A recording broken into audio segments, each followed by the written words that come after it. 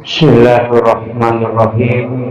Assalamualaikum warahmatullahi wabarakatuh. Maulaya salli wa sallim daiman abada ala habibika khairil halqi kullihim. Huwal habibul ladzi turja syafa'atuhu likulli qawlin minal ahwalil muqtahimi. Ya Rabbi bil Mustafa balligh maqasidana waghfir lana ma madaya wasi'al karami. Ya Rabbi bil Mustafa balligh maqasidana waghfir lana ma madaya wasi'al karami. Ila hadratin Nabi Mustafa sallallahu ala sayyidina Muhammadin al-Fatihah. A'udzu billahi minasyaitonir rajim. Bismillahirrahmanirrahim. Alhamdulillahi rabbil alamin arrahmanir rahim maliki yaumiddin. Iyyaka na'budu wa iyyaka nasta'in. Ihdinas siratal mustaqim. Siratal ladzina an'amta 'alaihim ghairil maghdubi 'alaihim waladdallin. Amin. Allahumma nawwir qulubana wa qulub jami'i man hadara fi majlisina hadha bi nuril ma'rifah wa ilmil mukhashafah wal basirah wal iman wal islam. Ya Fattah ya Alim iftah qulubana wa qulubakum futuhan arifin. Rabbana iftah bainana wa baina qaumina bil haqqi wa anta khairul fatihin. Amin amin ya rabbal alamin. Hadratul muhtaramin wal muhtaramat ikhwanu billah, sidang jamaah salat subuh yang insyaallah dirahmati dan dimuliakan oleh Allah Subhanahu wa taala. Alhamdulillah, pada subuh kali ini kita sudah berada pada subuh ke-24.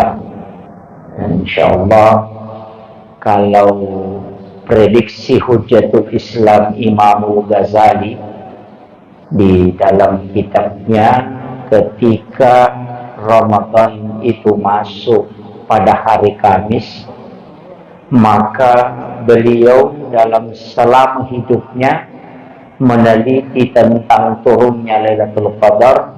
Maka Lailatul Qadar itu turun pada malam ke-25 ketika Ramadan masuk pada hari Kamis. Jadi besok malam, kalau prediksi Hujjatul Islam Imam Ghazali, karena beliau itu setiap tahun meneliti ketika masuk Ramadan pada hari Kamis, maka dia mengatakan biasanya dan yang kebanyakan itu pada malam ke-25. Dan Ramadan tahun ini itu masuk kita puasa pada hari Kamis. Berarti kalau penjelasan beliau itu pada malam ke-25. Jadi untuk jamaah yang ingin bersedekah dan melaksanakan sholat sunnah mutlak, sebenarnya 10 terakhir itu paling bagus kita melaksanakan sholat sunnah mutlak 100 rakaat setiap malam. Ya, kalau mampu. Itu rata-rata kita mulai jam 1 malam, itu insya Allah selesai sampai waktu sahur. Kalau ambil 100 rakaat, dengan rakaat pertama membaca Inna ansalnahu, kemudian rakaat kedua membaca surah Al-Ikhlas. Itu 100 rakaat setiap malam, mulai dari malam ke-21 sampai malam ke terakhir. Kalau mampu, biasa dia bilang yang 20 saja ini lutut sudah sakit. Tapi sebenarnya sholat sunat itu Pak Bu bisa dikerjakan dalam keadaan duduk walaupun kita mampu berdiri. Jadi kalau sholat fardu tidak boleh. Kalau sholat fardu mutlak harus berdiri, kalau tidak mampu duduk. Kalau tidak mampu nanti berdiri baru duduk. Kalau tidak bisa duduk bisa baring. Untuk sholat fardu, tapi untuk sholat sunat boleh dikerjakan dalam keadaan duduk walaupun mampu berdiri. Nah, cuman pahalanya 1/2 dari pahala yang berdiri. Jadi kalau orang sholat 20 rakaat, pahalanya baru kita dapat 10. Itu kalau duduk. Makanya yang pakai kursi kalau sakit lututnya ya bisa duduk. Ya, sebenarnya itu yang kalau di dalam, makanya saya sering bilang bahwa fardu itu tidak bisa memang dikalahkan oleh yang sunnah. Kalau sholat fardu itu tidak bisa ditawar. Kalau sholat sunnah bisa ditawar, istilahnya bisa agak turun sedikit. Sama di haji, haji itu tidak bisa pindah-pindah, pokoknya harus bulan haji. Tapi kalau umrah apapun boleh. Nah itu, jadi sama zakat itu mesti 1 tahun. Haulnya kalau zakat malu, kecuali zakat perniagaan, seperti jual beli mobil, setiap pelaku harus disakati 2,5. Kalau jual beli mobil, jual beli tanah juga begitu. Kalau pekerjaannya jual beli mobil seperti makalar, jadi setiap pelaku mobilnya mesti keluarkan 2,5. Nah, begitu. Tapi kalau hanya menjual mobil pribadi itu tidak. Nanti ketika dimiliki 1 tahun ada namanya haul, ada nisab. Nah, begitu. Jadi tidak sembarang juga kita anukan. Jadi itu kalau sedekah, kapanpun, mau sedekah sore, sedekah pagi, sedekah subuh, bahkan setiap jam boleh sedekah kalau mau, itu silakan. Kalau zakat tidak ada aturannya. Makanya yang wajib pasti begitu. Nah, makanya tidak ada istilahnya, memang wajib tidak bisa dikalahkan oleh sunnah. Karena sunnah itu selalu ada tawaran. Kalau wajib tidak ada. Makanya sholat sunnah mutlak itu adalah sholat sunnah mendekatkan diri kepada Allah. Nah, jadi tapi kalau kita tidak mampu, dia bilang, wah saya tidak mampu Ustaz kalau sholat sunnah segitu banyaknya. Ada, kita iktikaf, tafakkur namanya. Nggak usah baca Quran, cukup duduk, ingat kesalahan kita mulai saat remaja. Ingat perjalanan hidup kita, kesalahan-kesalahan yang pernah kita lakukan, kemudian kita taubatkan. Ketika kita taubatkan, kemudian menetes air mata, kemudian mendekatkan diri kepada Allah, semakin kuat iman kita, itu namanya tafakkur. 1 jam saja melakukan itu lebih afdal kata Nabi daripada sholat sunnah 1000 rakaat. Nah, makanya kalau ada orang masuk masjid tutup mata begini, jangan bilang asyatu matindro. Saya bilang tidur itu lagi. Tidak. Kadang-kala orang seperti itu bisa mengalahkan ibadah kita. Nah, makanya ada namanya tafakkur. Tafakkur itu adalah menghinakan diri sambil mengingat kesalahan. Nah, itu tidak ada bacanya Pak, tidak ada baca-bacanya. Dia bilang harus kezikirin, tidak ada. Ingat saja kesalahan. Oh, mulai anak muda saya begini, tidak sholat dari kecil. Oh, ingat semua kesalahan. Ketika sudah jadi istri, biasa ambil uangnya suami, tidak bilang-bilang, ambil di kantongnya. Nah, begitu, tapi tidak ada jadi sini kepada. Tidak ada perempuan begitu, insya Allah. Tapi memang perempuan boleh ambil uang suaminya. Boleh dia curi. Dengan syarat, suaminya orang kikir. Istilahnya orang Bugis kikiri gelat temboraku kalau bocakong. Nah, kalau itu boleh, tapi tidak boleh melampaui batas. Boleh Yang penting suaminya kikir, biar mau sedekah tidak boleh, uang belanja tidak dikasih. Wah, boleh diambil itu, tapi tidak boleh melampaui batas. Kalau suami tidak kikir, itu diharamkan wanita mengambil uang suaminya. Nah, itu. Jadi tergantung. Makanya ada wanita itu bertanya ketika Nabi mengatakan haram bagi istri mengambil uang suami. Walaupun dia memintanya, kemudian dia mengambilkan untuk dirinya, itu tidak boleh. Ada perempuan satu bertanya, bagaimana dengan saya? Nabi mengatakan, kau kenapa? Dia bilang, suamiku yang paling kikir di kampung, tidak ada yang kalah. Biar mau beli makanan untuk anak-anak tidak kasih, tidak ada uang belanja, tidak ada uang ini dikasih. Langsung Rasulullah, untukmu boleh, tapi jangan melampaui batas. Nah, kalau kita butuh hanya 10.000, ambil 10.000. Tapi kalau ada laki-laki Pak kikir, bacakan saja surah Yasin. Bukan untuk dibunuh, supaya dilembutkan hatinya.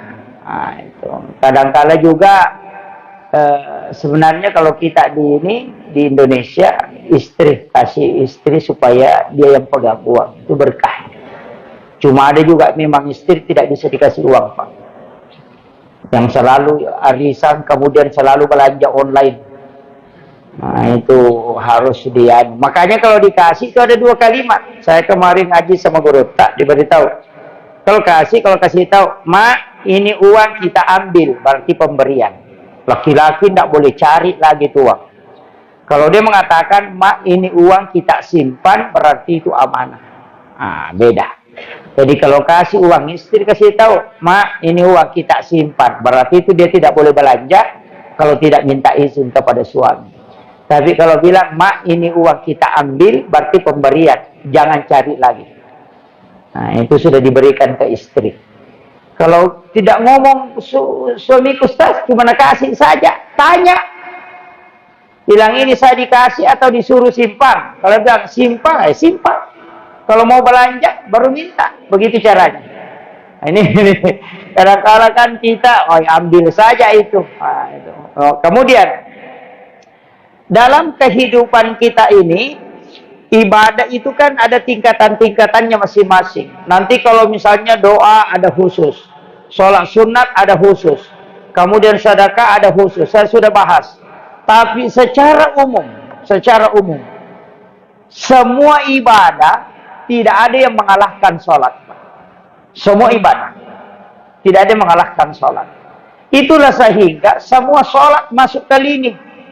Bisa orang taubat dengan istighfar, bisa taubat dengan istighfar. Tapi taubat itu diikuti dengan istighfar. Jadi kalau orang istighfar belum tentu taubat. Tapi orang yang taubat belum tentu istighfar. Belum maksudnya taubat itu bahasa Arab, taba yatubu taubatan, kembali. Makanya mengingat kesalahan ketika ada.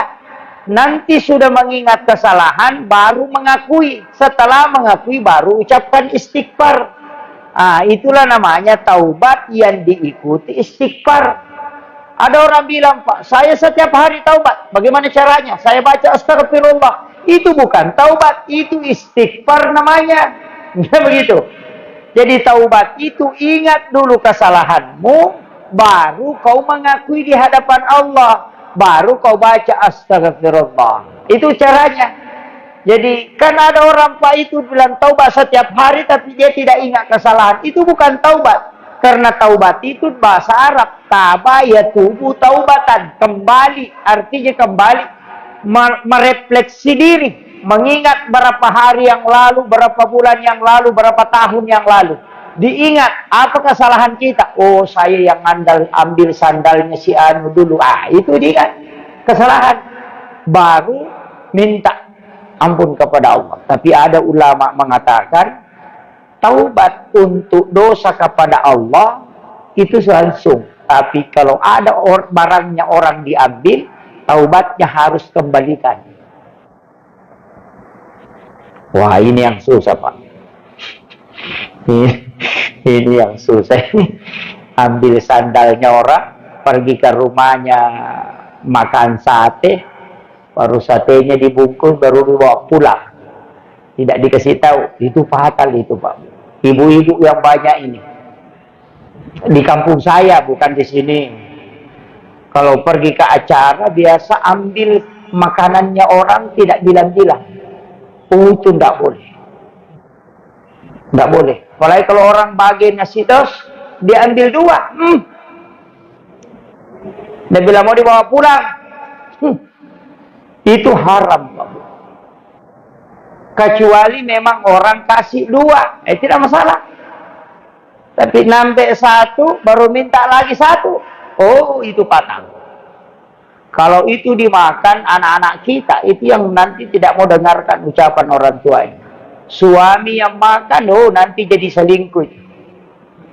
Iya, itu yang semua bikin rusak, Pak.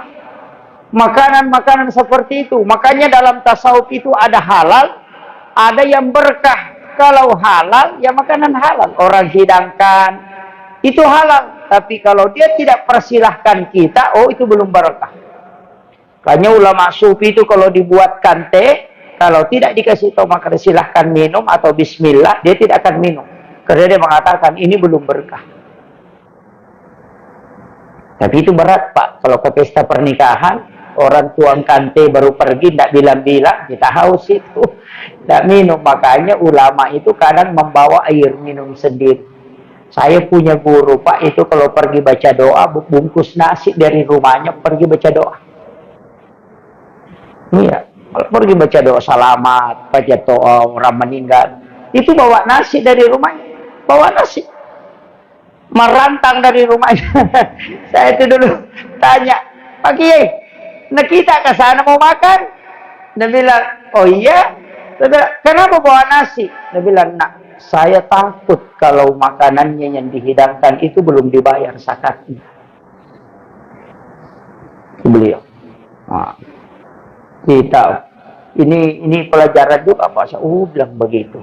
Sama aja dengan kalau ke pasar, Pak. Kalau bukan Ramadan, orang jual langsat. Langsung kita mengatakan, bisa dicoba.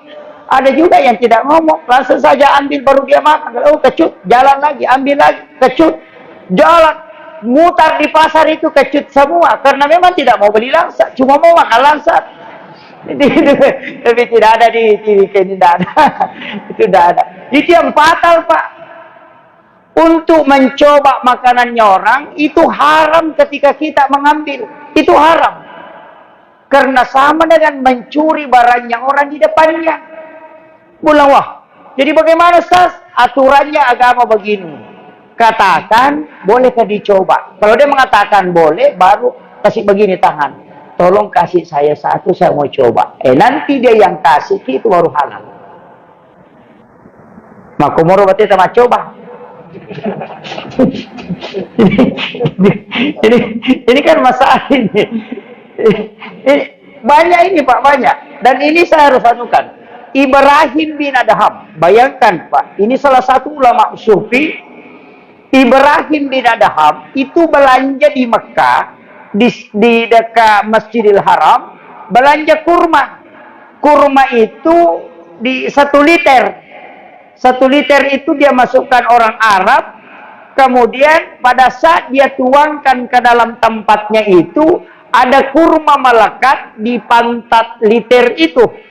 Ketika liternya dibalik begini, kurmanya itu jatuh di kantong plastik. Di atasnya kantong plastiknya Ibrahim bin Adham.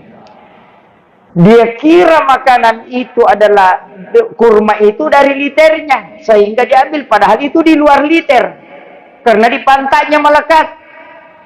Makanya dia ambil itu, kemudian dia makan, baru melaksanakan perjalanan ke Madinah untuk ke Masjid Nabawi.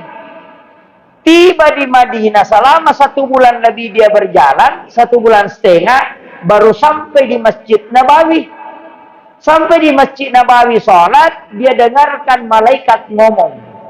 Karena ini ulama tasawuf itu adalah waliullah yang sangat masyhur. Dengarkan ulama ngomong, bilang itu Mika Ibrahim bin Adham yang diterima doanya. Ulama, malaikat yang satu mengatakan betul, tapi itu dulu, sekarang tidak. 40 hari ini Allah menolak doanya dan ibadahnya. Kaget Ibrahim bin Adham. Kemudian malaikat yang satu mengatakan, kenapa? Dia mengatakan dia memakan kurma haram. Kaget Ibrahim bin Adham. Dari mana saya makan makanan haram ini? Dia pikir-pikir, oh mungkin ini yang satu biji ini yang di atas kantong plastik saya. Baru dia sholat sunat taubat di dalam masjid, berulang-ulang kemudian beriadah minta petunjuk, dan ternyata betul di dalam mimpinya diperlihatkan bahwa yang satu biji itu yang kau makan itu halal, haram, sehingga dia tidak jadi kembali lagi jalan kaki ke Makkah 1,5 bulan.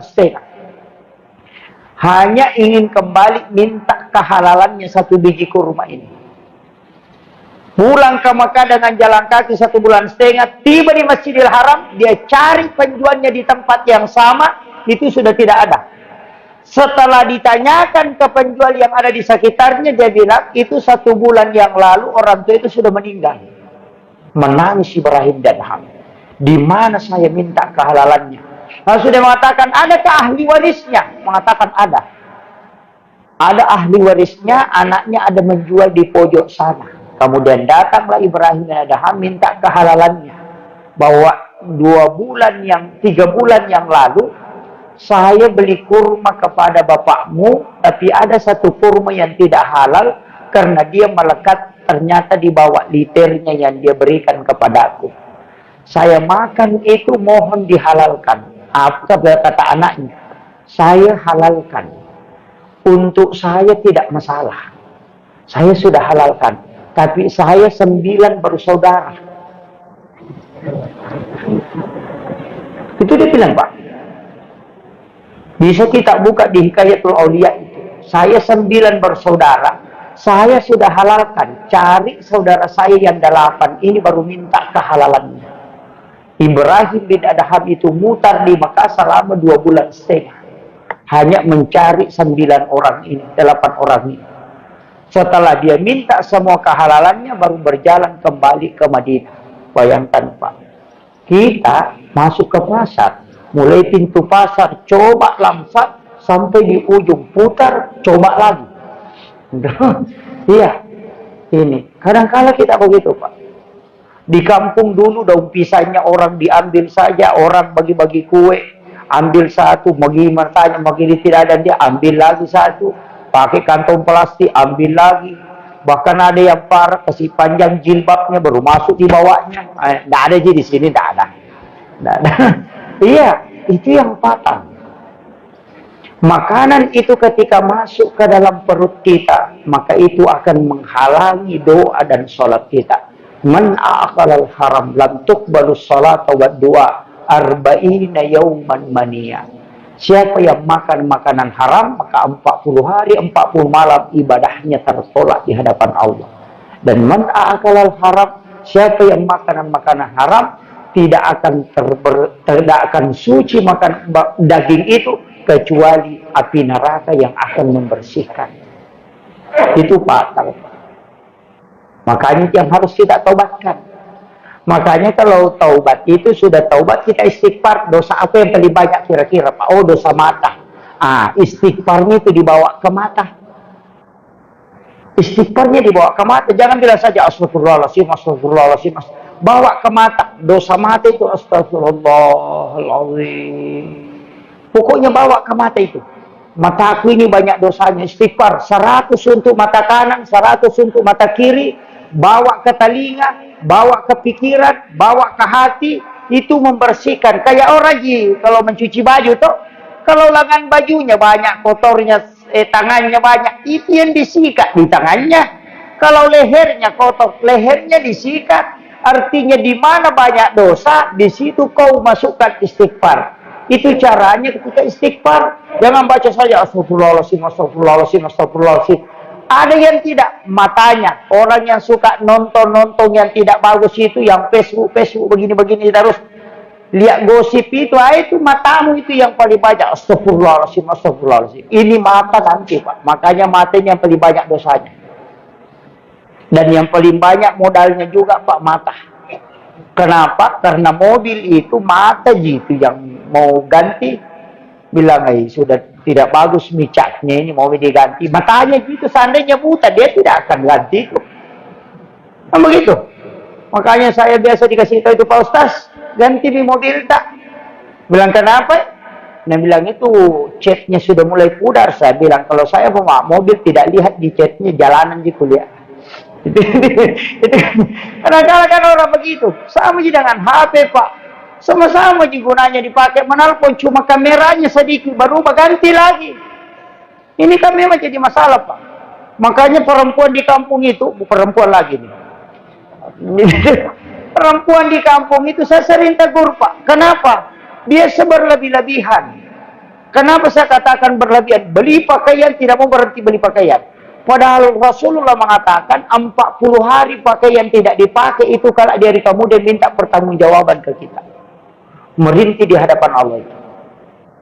40 hari. Nah ada baju perempuan itu 2 tahun tidak dia pakai. Karena perempuan itu ada dosanya Pak kalau mau pakai baju. Belum dia pakai baju dia berdosa. Kalau dia mau pakai bajunya langsung bilang. Nanti orang bilang selalu itu nak pakai. Padahal tidak pernah orang bilang. Dia bilang. Jangan ketawa buku tahu dosanya itu. Iya. Makanya kalau dia jahit baju bulan ini majelis taklim. Bukan majelis taklim. Majelis seragam. Iya. 2 kali pengajian ganti baju lagi. 2 kali pengajian ganti baju. Bahkan ada perempuan yang stres cari tukang jahit. Kenapa? Karena tukang jahit pertama belum lunas. Nah ada lagi mau dijahit. Nah begitu. Laki-laki Pak, oh tidak. Ada laki-laki Pak jasnya 5 tahun tidak diganti.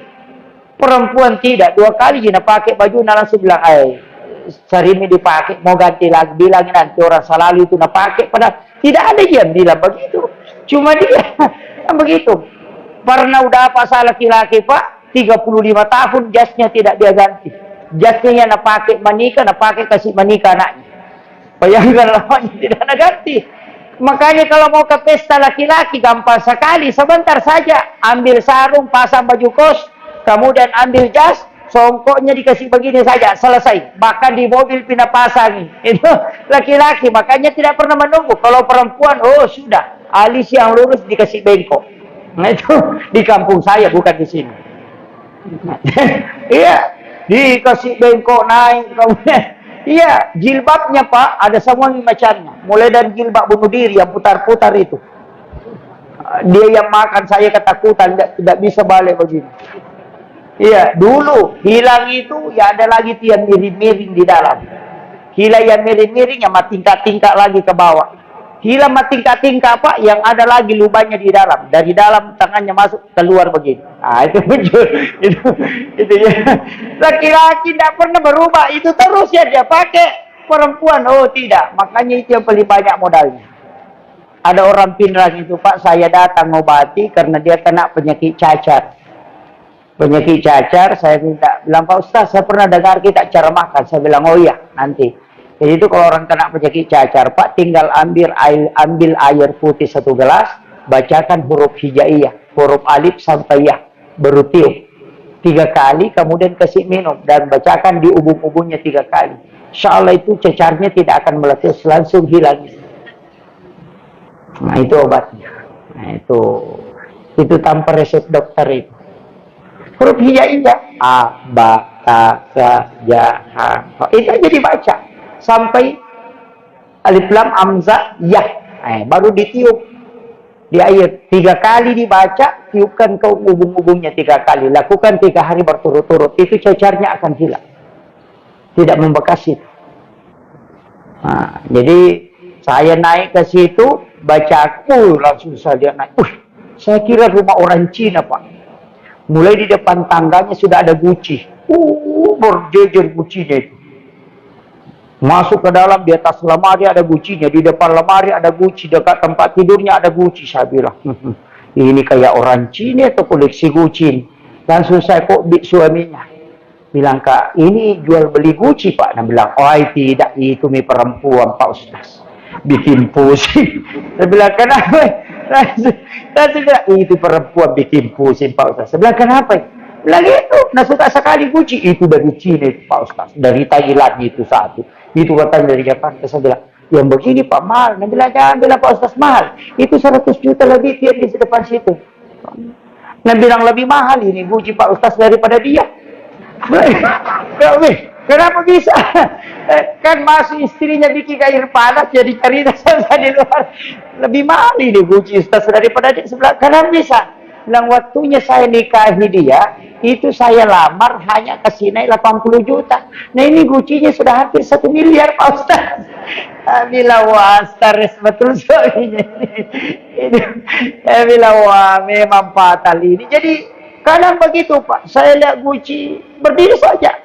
100 juta tinggal saja di situ, nggak cuci piring. Iya, kadang-kala mata kita ini kok jadi masalah. Beli piring cantik, perempuan biasa begitu Pak, bukan di sini saya bilang, di sana. Beli piring, pokoknya beli yang cantik semua itu Pak, yang mahal dia beli, baru tulis nama, hakja ini, hakja ini, hakja ini, 3 lusin, hakja ini, beli lagi 10 lusin, hakja ini. Di mana disimpan? Di dalam lemari. Suaminya mau makan pakai piring plastik.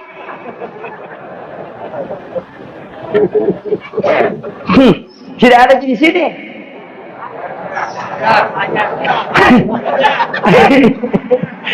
Astagfirullah, ternyata penyakitnya perempuan di sini sama saja di kampung. Iya, pakai piring plastik Pak. Padahal sudah beli cerek kristal di Makkah, pergi umrah bolak-balik beli cerek kristal, mulai dari yang kecil sampai yang besar, mulai sekayak berlian itu sampai kayak warna emas, dijejer di lemari. Suaminya mau bikin kopi, cerek yang penuh, yang hitam dipakai, yang sudah ditempel, tidak mau keluar itu.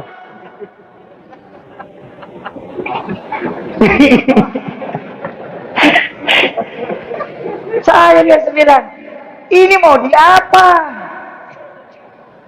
Tidak pernah dipakai Pak. Piring cantiknya kayak maki itu, tapi di dalam lemari semua. Baru dia hitung, sekian mie piring beginiku, sekian menuku, sekian. Tidak pernah pakai. Sekalinya kasih manika anaknya, sewa lagi Pak, bukan pakai itu. Dia pakai piring plastik Tupperware. Sekalinya pecah plastik, dia ganti hadiah rinso. Coba pikir, kapan kita mau pakai? Kan tidak. Itu 40 hari tinggal di lemari tidak dipakai. Pak, itu jadi fatal itu. Makanya ibu nanti kalau pulang kasih keluar itu cerek kristal. Ini. Baru bukan sedikit harganya itu Pak. Ada kita selalu istilahnya mengeluh, saya tidak ada uang. Padahal di rumahnya itu ratusan juta nilainya tidak pernah dipakai. Coba pikir. Apa sih sebenarnya yang kita butuhkan? Nanti kalau ibu mati pasti istri kedua yang ambil. Pasti itu. Nah, bapak-bapak ini kalau menangis begini matanya.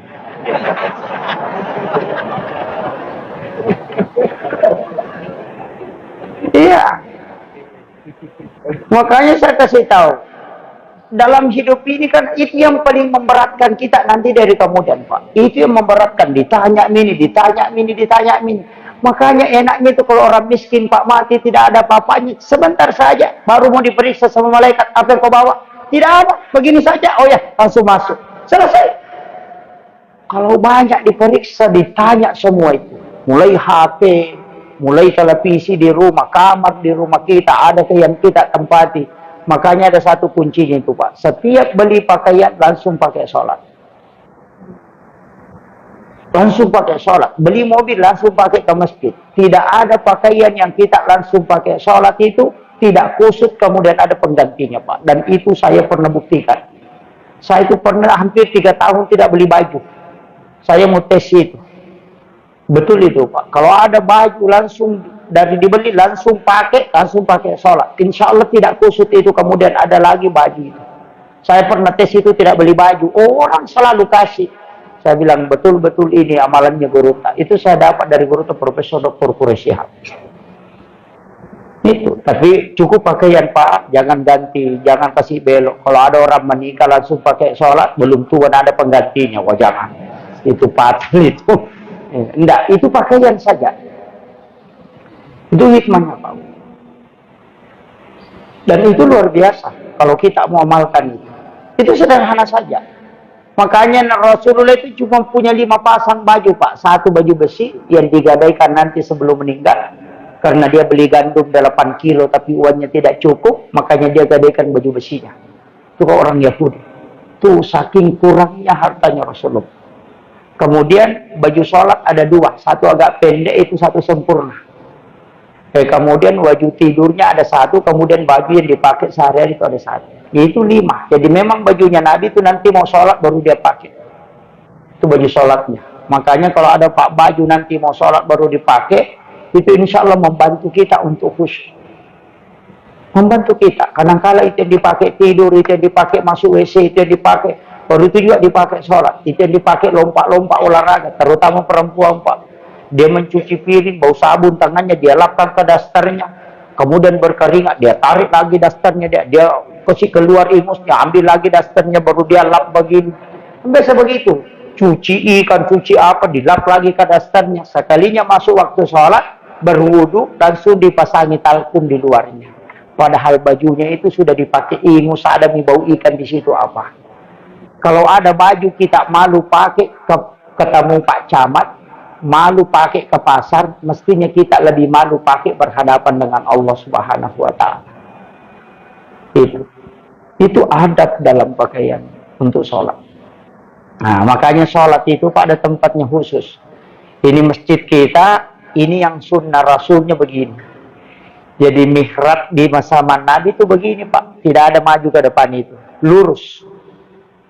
Kosong satu saf di depan, itu dengan imam. Ada masjid itu yang naik mihrabnya sedikit. Biasa kita dapat. Dan biasa beda 5 cm atau 7 cm untuk tempat imam. Itu kalau Imam Syafi'i makruh mendekati haram. Itu tidak boleh. Nah, kalau ada masjid itu terangkat sedikit itu. Biasa kan ada itu yang naik kayak 5 cm, 7 cm dikasih naik di depan. Itu tidak boleh. Itu tidak boleh.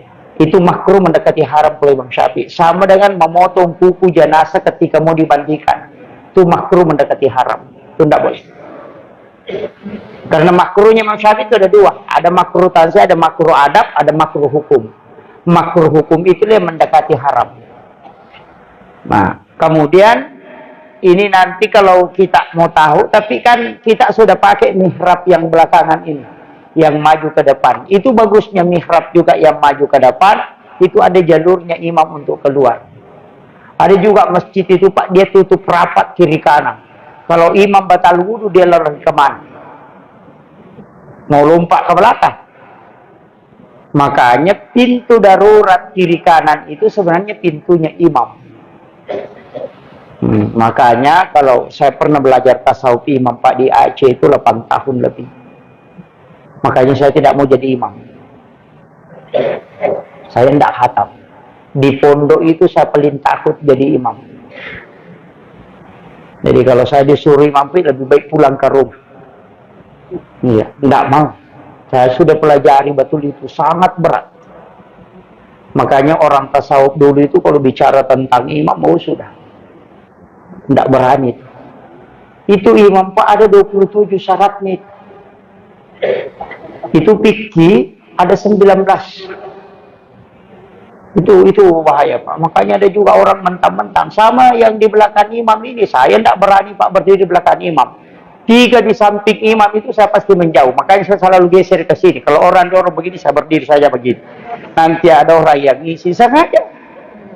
Saya tidak mau, karena tempat yang paling bagus di belakang imam itu yang 6 orang di sini. Makanya saya keluar dari situ yang 6 orang. Karena yang paling bagus kedua adalah yang sebelah kanan. Makanya saya di sini. Karena saf yang paling afdal, yang paling depan, dan tempat yang paling baik di depan itu adalah yang sebelah kanannya imam. Itu ashabul yamin. Itulah yang didoakan oleh malaikat. Nah, tapi tidak bisa dipakai juga, Pak. Nanti kosong di sana. Jadi, fatal itu. Makanya kadang hukum itu, Pak, kalau adab, mustahab, susah. Karena kalau mau diakali, berarti simpang imam disuruh di situ, supaya sebelah kanan semua. Kan jadi masalah. Makanya saya bilang, kalau kita belajar keutamaan, kalau kemudian kita belajar fikih, itu kadang berbenturan. Karena fikih itu ya safnya dirapatkan, diluruskan, imam seimbang.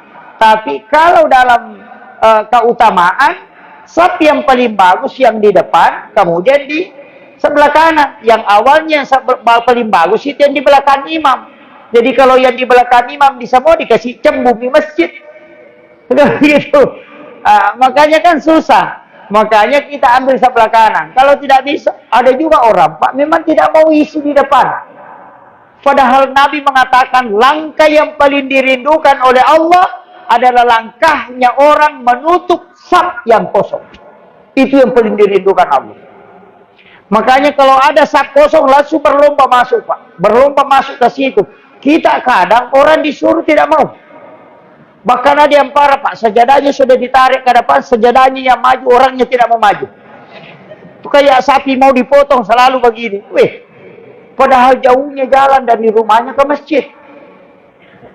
Lebih 100 langkah. Tiba di masjid tinggal 2 langkah ke depan, dia tidak mau maju. Nah, tidak disuruh jadi imam, disuruh jadi maju. Tidak mau itu.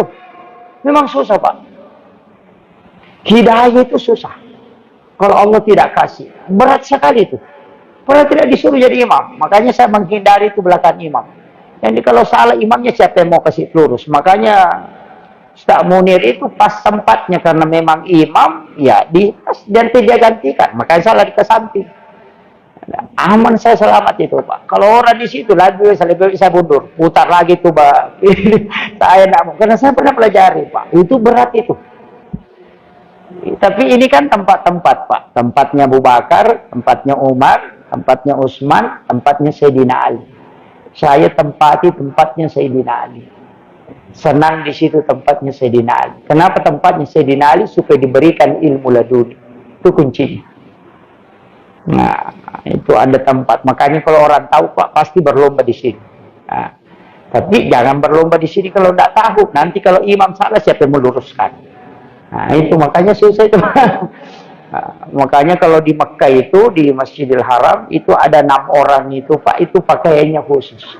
Ada satu itu yang orang tua itu, kalau masalah imamnya, langsung dia balik itu. Balik dia itu bilang, kau yang gantikan. Begitu. Itu memang, itu tugasnya dia. Kalau ada masalah, langsung itu tugasnya dia. Jadi itu memang sepuh sekali. Jadi orang tua itu, Pak, bagus juga kalau jadi imam kalau agak-agak ini. Makanya Imam Syafi'i mengatakan kalau ada anak muda dengan orang sudah menikah, nah sama-sama bacaannya bagusnya, sama-sama tajwidnya, hafalannya sama, pilih dulu yang sudah menikah. Jangan pilih anak muda. Yang sudah menikah dulu. Yang sudah belum menikah ini di belakangan dulu. Kenapa? Kalau orang belum menikah, Pak, kalau sholat dia senang anaknya orang. Iya, itu. Tapi kalau orang sudah menikah kan sudah terjaga. Nah, itu. Jadi begitu, makanya itu yang pokok. Makanya tempat imam, saya kasih rahasianya nih, Pak, sebenarnya. Ini lama orang pelajari baru bisa dapat itu. Itu imam, jangan lewat pintu makmum. Cuma masjid kita kan belum bisa, karena masjid darurat. Nanti kalau jadi imamnya jangan lewat pintu makmum. Buatkan jalur khusus itu masuk di samping. Yang depan itu. Itu rumahnya Rasulullah. Makanya dibuatkan tempat di situ persis dengan rumahnya Nabi.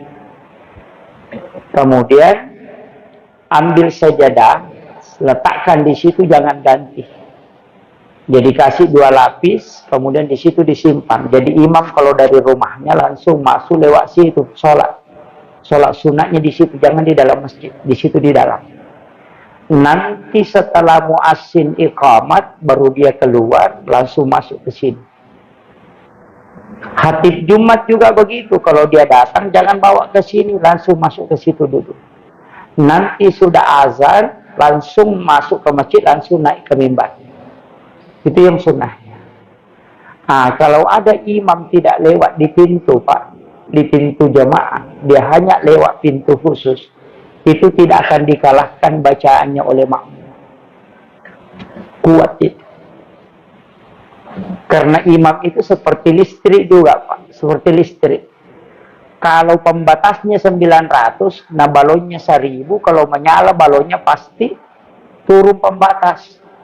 Jadi kalau lebih tinggi makmumnya, kekhusyuannya dibanding imamnya, itu imamnya akan lari miring. Kadang lepas-lepas bacaan, tidak bisa sambung. Kenapa? Karena kuat makmumnya di belakang daripada dia. Tapi kalau dia lewat jalur itu tidak akan terpengaruh. Nah, itu kuncinya. Jadi suruh lewat samping masuk di situ sholat sunat. Kemudian yang kedua, 3 tahun kalau dia mampu, 3 tahun. Setiap ke masjid, di situ masuk, selesai doa bersama, masuk sholat sunat. Jangan di masjid, masuk sholat sunat di situ. Siapa yang mampu melakukan itu 3 tahun, ulama tasawuf mengatakan maksimal 3 tahun itu. Dia tidak akan mati kecuali mimpi ketemu Rasulullah. Itu kuncinya. Karena dia selalu sholat sunat di rumahnya Nabi.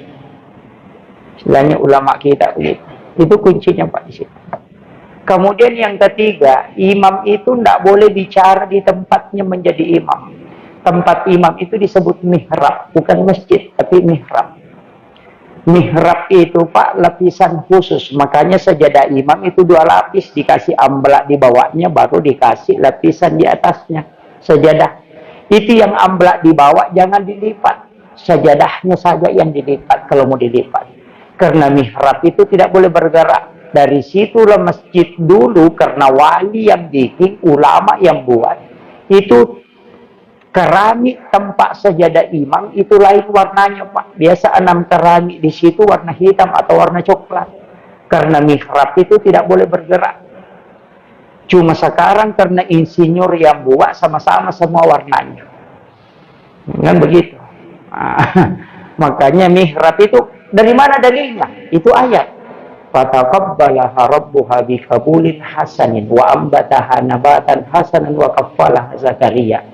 Kullama dahala 'alaiha Zakaria al-mihrab wajada indaha rizqan. Itu kan begini, Nabi Zakaria itu Pak, kan tidak ada anaknya. Istrinya sudah menopause. Menopause itu kan berarti halangan. Baru tidak ada anaknya. Orang sekarang bilang mandul ya, mandul. Orang Bugis bilang manang. Tidak ada anaknya. Umurnya Nabi Zakaria sudah hampir 100 tahun. Ada riwayat mengatakan 100 lebih. Istrinya sudah 80 tahun. 80 tahun. Sudah berhenti haid. Makanya Nabi Zakaria mengambil kemanakannya anak perempuan namanya Maryam. Nanti ini ibunya Nabi Isa ini. Maryam dia pelihara di rumahnya. Di dalam rumahnya itu dia bikinkan bilik, kamar. Di dalam kamarnya dia buatkan mihrab tempat sholat itu 2 lapis, 2 anak tangga. Dari situ dasarnya lapisan sajadah imam itu 2 lapis, karena itu yang diambil dasar. 2 anak tangga. Nah suruh tinggal di situ karena gadis. Si gadis lepas 9 tahun lebih diambil, masuk ke situ. Jangan keluar. Dia tutup rapat jendelanya, dia kancing jendelanya, baru kunci kamar dia yang pegang. Baru kamar dikunci dari luar, bukan dari dalam. Jadi Maryam tidak bisa keluar masuk. Begitu caranya jaga anak gadis Pak. Anak gadis kita dikasih kunci motor. Makanya biasa masuk angin. Kan begitu. Itu kan yang fatal itu. Dia kunci kamarnya. Nanti dia buka kalau dia kasih masuk makanan di dalam. Dan anehnya, kullama dahala 'alaiha Zakaria al-mihrab, setiap Nabi Zakaria masuk ke dalam tempatnya itu Maryam, wajada indah rizqan, selalu dapat rezeki. Di situ ada makanan, ada buah-buah, padahal tidak ada yang kasih masuk. Makanya dia bingung, kok ada makanan di sini? Nah terkunci. Ada anggur di dalam, ada kurma di dalam, dan itu segar. Dan anehnya lagi, buah-buahan musim panas di musim dingin. Kayak bukan musim durian. Kenapa ada durian? Makanya dia bertanya, anna laki haza. Itu kan ayat. Anna laki haza. Dari mana ini? Kan dia kaget toh. Kunci saya yang pegang. Tidak terbuka kalau bukan saya yang buka. Dan saya tidak pernah masukkan makanan. Kok ada makanan di sini tempat sholatmu? Anna laki haza. Dia mengatakan, huwa min indillah. Nabi Zakaria tidak percaya. Masih curiga. Kok ada yang masukkan? Lalu dia katakan, anna laki haza. Dia mengatakan, huwa min indillah. Nanti dia mengatakan, innallaha yarzuqu man yasha bighairi hisab. Allah itu ingin memberi rezeki itu tidak melalui proses. Ini masih anak gadis. Nabi Zakaria kaget. Saya ini Nabi tidak pernah dikasih begini. Jadi sudah 100 tahun lebih saya tinggal di rumah, sholat juga, Tapi kenapa tidak dikasih? Kenapa ini anak gadis, bukan nabi, kok dikasih? Dia katakan berarti bukan dianya, tapi ini tempat yang membuat doanya mustajabah. Makanya dia suruh keluar dari situ. Makanya Nabi Zakaria masuk. Hunalika da'a Zakaria rabbah. Maka masuklah Nabi Zakaria di situ untuk berdoa. Wa huwa qaimun yusalli. Dia sementara, berarti kita mengatakan wa huwa qaimun yusalli, berarti sementara di dalam salatnya, berdiri dalam salatnya, apa yang dia minta? Rabbi habli min ladunka dzurriyyatan thayyibatan innaka sami'ud du'a. Yang dia minta. Karena tidak ada anaknya toh, tapi dia juga bilang, bisakah saya minta? Nah, istriku sudah berhenti haid. Saya sudah 100 tahun lebih. Dia minta. Yakin karena Maryam bisa dapat makanan yang mustahil menurut akal. Apa buktinya, Pak? Ketika dia sholat di dalam mihrabnya, di dalam sholat dia meminta, Rabbi habli min ladunka dzurriyyatan thayyibatan innaka sami'ud du'a. Apa? Fanadatul malaikatu wa qaimun yusalli fil mihrab, Allaha yubasyshiruka bi Yahya. Musaddiqan bi kalimatin wa sayyidan wa hasura wa nabiyyan minas shalihin. Langsung dijanji, Allah akan kasih kau anak laki-laki, nabi bernama Yahya. Menangis Nabi Zakaria itu, Pak. Nanti di sini ada rahasianya. Tapi pusing. Makanya sekarang saja, Pak, kalau ada perempuan di Timika ini 80 tahun umurnya kemudian hamil, Pak, dokternya yang stres. Bilang bagaimana caranya melahirkan ini 80 tahun, disuruh ambil nafas, kehabisan nafas. 60 tahun, 80 tahun. Tapi tidak. Makanya ketika istrinya hamil, apa maknanya, Pak? Ini rahasianya. Guru Ki Abdul Rahman Ambodale, saya dapat informasi karena saya tidak belajar sama beliau. Dapat informasi dari muridnya bahwa Guru itu kamarnya dia bagi dua. Setengah dia tempati tidur, setengah dia tempati sholat. Jadi ada satu kamar kecil di situ, kamarnya sebenarnya yang dibagi. Di situ ada tempat sholatnya khusus, dan di situ ada bantal kecil untuk melapisi lututnya ketika berzikir. Tapi kalau ada santrinya dulu mau pulang, tidak ada uangnya untuk transport, dia pergi minta sama Guru. Bilang, puang, tidak ada kesian uangku, mau kak pulang.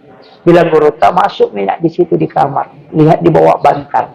Setiap anak memasukkan tangan di situ ada uang yang dia dapat, dan itu tidak pernah habis. Dasar anak pesantren, kalau dia dapat kembali melapor ke temannya, kita dikasih uang, Pak Kiai yang kasih, datang lagi tuh minta.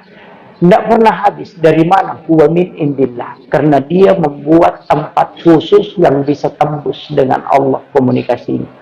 Kadang kita tidak punya itu, Pak. WC di rumah dibuat dengan harga puluhan juta. Sampai 60 juta WC buang kotoran kita buat sangat bagus. Tapi tempat sholat tidak ada yang jelas. Kadang kita sholat di dekat lemari, ada orang duduk di situ, pindah di dekat kursi, ribu orang dekat kursi, lari masuk ke kamar, ada orang di kamar, lari ke samping kulkas. Tidak ada tempat khusus. Makanya di dalam kamar itu mestinya ada tempat khusus kita buat. Luasnya itu seperti